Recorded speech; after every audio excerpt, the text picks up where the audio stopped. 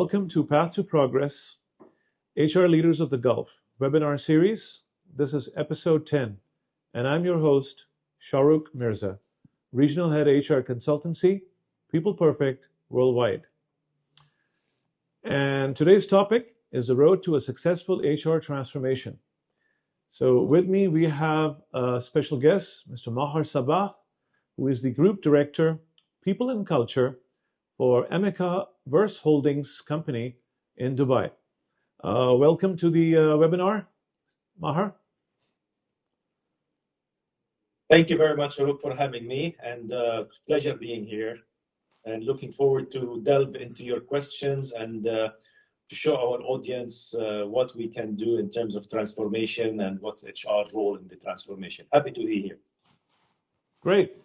Before we start, if you could just take a minute or two and just sort of introduce yourself in terms of your academic background and your professional career for the audience, please. Perfect. I'm based in Dubai since around 20 years. I came originally from Jordan, moved into Dubai, and have been working in HR for the past 25 years plus few years. I spent most of my career with multinational company, Fortune 500 company, where I had the opportunity to work in several countries, continents. I worked in 10 different locations, countries. So I had the chance to work with different nationalities, cultures, backgrounds. I worked in Jordan, Iran, Sudan, Bangladesh, Lithuania, Estonia, Latvia, Tanzania, Kenya, Uganda, Ghana, Nigeria. So and the last 10 years of my career with JTI was on merger and acquisition and integrating new businesses and transforming it. So it's like an FMCG industry, retail, manufacturing. And then I moved to another company. I did some agrochemical for family businesses, setting up the HR as well across African countries. Then I joined a real estate group over here in the UAE. Done some restructuring project for them. And I've done some advisory for a fintech business as well. Mm-hmm. And currently working alongside with the AmigaVerse Holdings, a technology group. It's a 2 years old company. We could say like a startup. So I'm kind of a HR advisor for the board, advisor to the ExCom members, and at the same time playing the role of the group HR director and people and culture affairs. So this is me in a nutshell. Happy to be here and looking forward. Thank you for that introduction. Yes, it's quite an elaborate career profile that you have. Well, as we know, most HR and organizational development professionals understand that a comprehensive HR transformation mandate elevates HR, professional support unit of an organization from being just an administrative support function to a strategic business partner.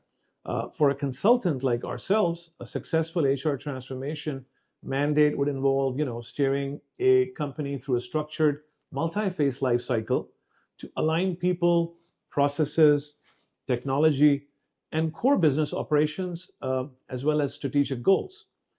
In this journey of moving from administrative tasks to strategic value creation, there are many phases or steps that are required to the road to a successful HR transformation, such as conducting an HR diagnostic of the current state of affairs, proposing the transformation plan, securing the leadership buy-in, and building a strong case for the change, designing the future operating model with new workflows, technology support, and having an implementation plan that includes training, monitoring, and refining the new policies and procedures and systems. So my first question is, what is the best way to align HR strategies directly with the organization's business and commercial goals? Right from the start of the HR transformation mandate, in case of the organizational structure redesign resulting from this, how can HR analyze existing workforce data and develop effective talent management strategies? So it's kind of a two-part question. Perfect. Yeah, thanks for the question. Very interesting one. In my view, the best way to from my experience, the best way to align the HR strategies with business commercial goals and to ensure having a robust HR transformation process. In my opinion, HR needs to be proactive, needs to be to have a deep dive into the to understand the business. I always say that HR people needs to understand the operating model, needs to understand the business model, and to ensure starting the dialogue with the stakeholders.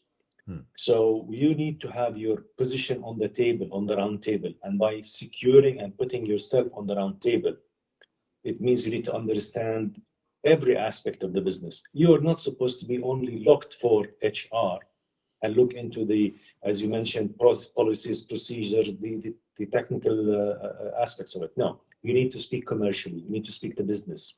Yes. It's very important also to understand that every business leader, like CEOs or managing director, they care about the bottom line at the end. So you need to understand that every decision you take or contribution you make, it will have an impact on this bottom line. I've been through these experiences. For instance, I had the large acquisition in Bangladesh. It was the biggest foreign direct investment, where it was a $1.5 billion acquisition, 15,000 workforce. We had 4 manufacturing facilities across Bangladesh. So it's a 60 years old family business. So we've done the due diligence, and HR have been proactive. Being proactive and jumping into spearheading the HR due diligence, and not only doing the HR aspect, understand the business, talk to people, look at the business strategies. Where do we want to go? What are we going to have? What are we going to achieve? What's the cost of this acquisition? So you need to run full diagnostic for this to ensure a proper transformation, and above all, to ensure continuous dialogue and engagement with the stakeholders. Because we cater for the business. So we need to ensure what does it mean for sales, marketing, finance, legal, everything you need to do needs to be also aligned with all these stakeholders. Additionally, I'm a pro saying that we need to assess also the HR abilities and the capabilities, and to have the right team, and to ensure we have engagement, continuous engagement with people, with team, with stakeholders, to be able to roll over those HR initiatives.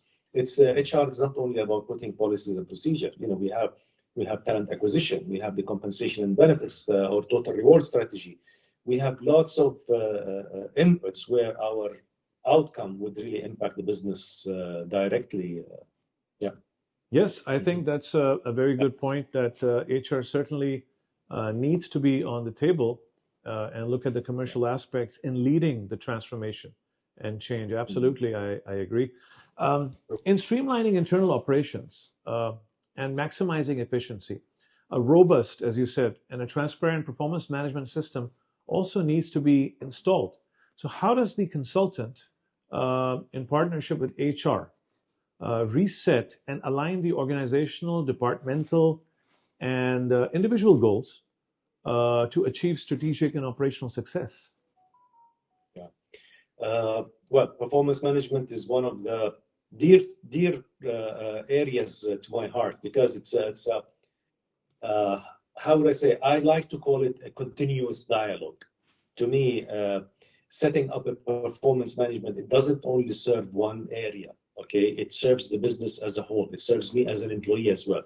So from a consultant background, from an advisor background, it's very important to engage with the business and to understand what is the business direction, what's their financial target, okay?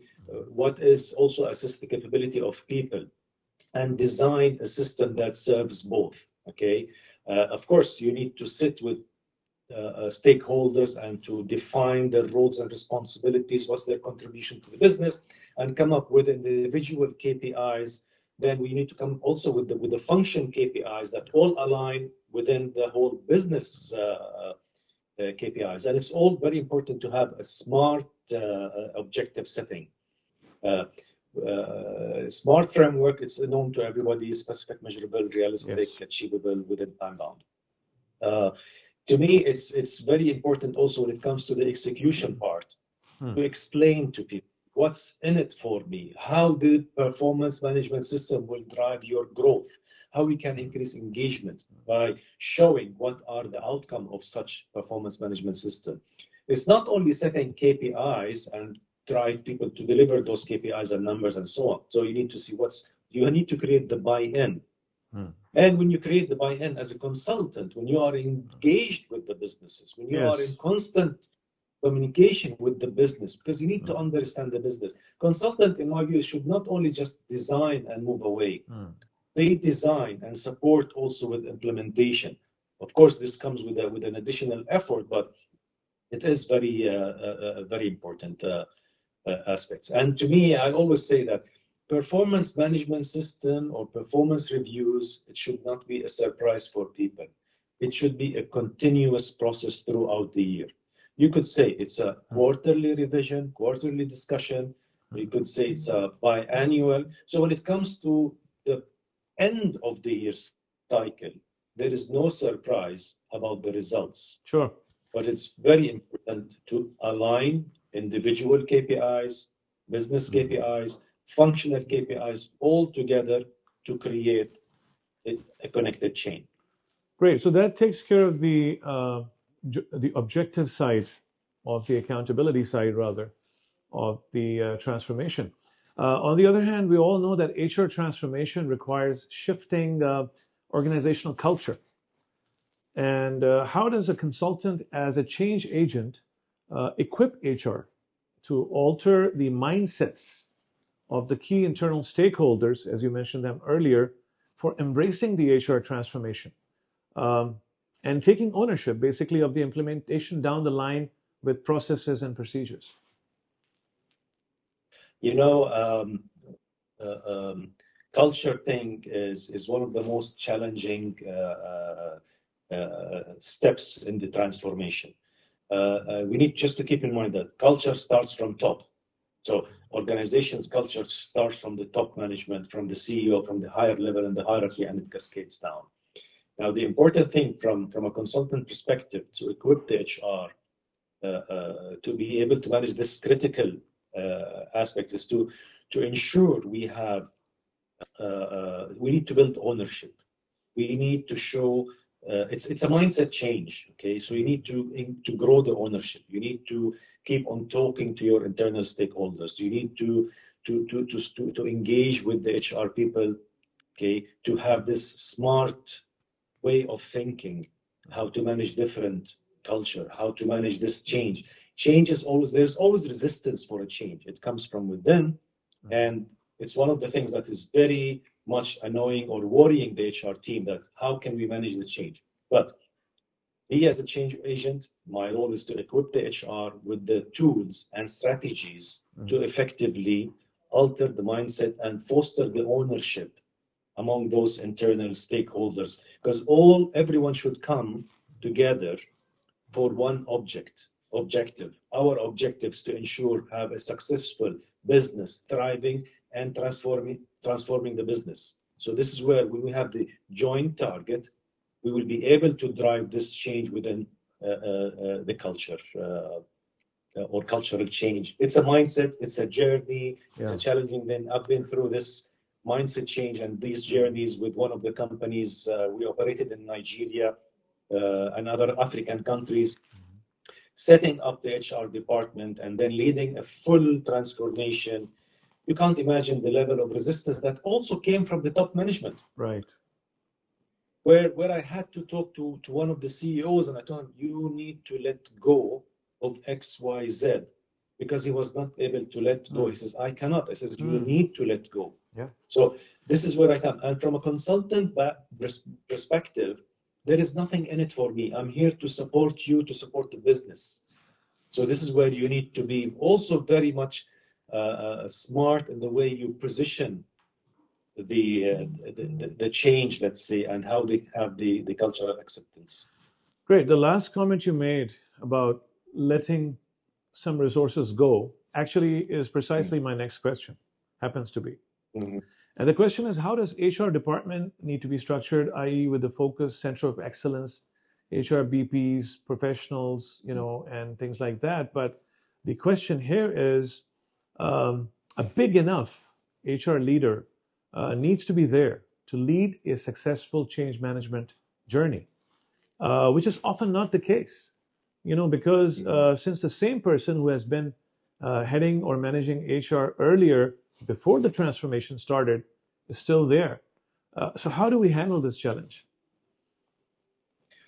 Uh, I really like and I believe of when we structure HR to have center of excellence and shared services function.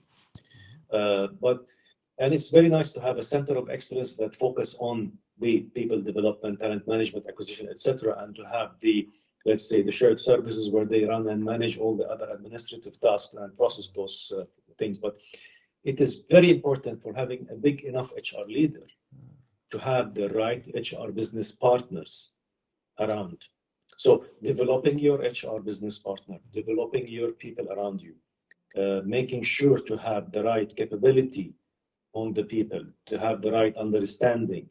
Remember, we don't need, as a leader, we focus not on, I would not say that the higher you go, the less technical you do, but still, our HR and big enough HR, it means you have to instill the right leadership capability among the team and making Okay. sure to continuously developing. Let's say, just related to exactly that point, let's say we have to replace the head of HR and bring somebody senior for the implementation support of the transformation. Now, in your opinion, what's a good time to do this during this journey of transformation? Because obviously, we wouldn't want to jeopardize the success of the HR transformation in this transition.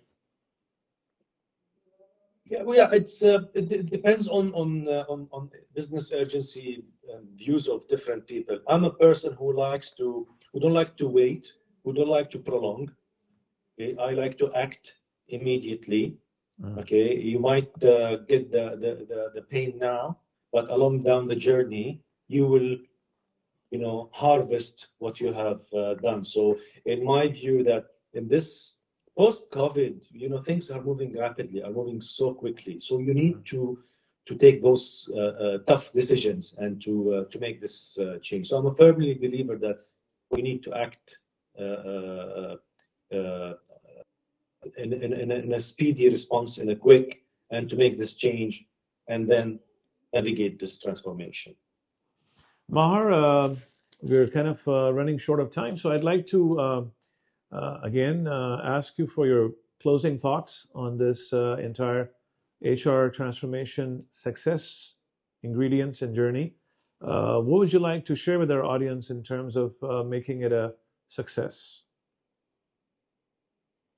The key things for success is that we keep learning, we keep upskilling in the speed of this rapid change with the AI era. We need maybe to reskill as well. So we need to keep on learning and developing ourselves. Besides, we need to always empower our people, empower our HR community.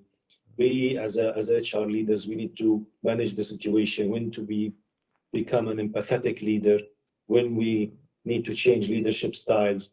But above all, I ask every HR member, you need to understand the business and speak the commercial language of the business and learn the inside outs of the business. Equip yourself with the financial knowledge, commercial knowledge, so you become a trustworthy individual who would earn his place on the round table, and to understand the weight of the decisions and the inputs that you could do and the contribution to the business.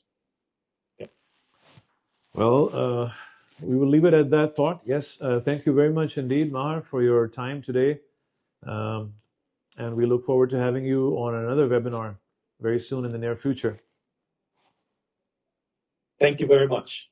Well, have a good day. Pleasure. You too.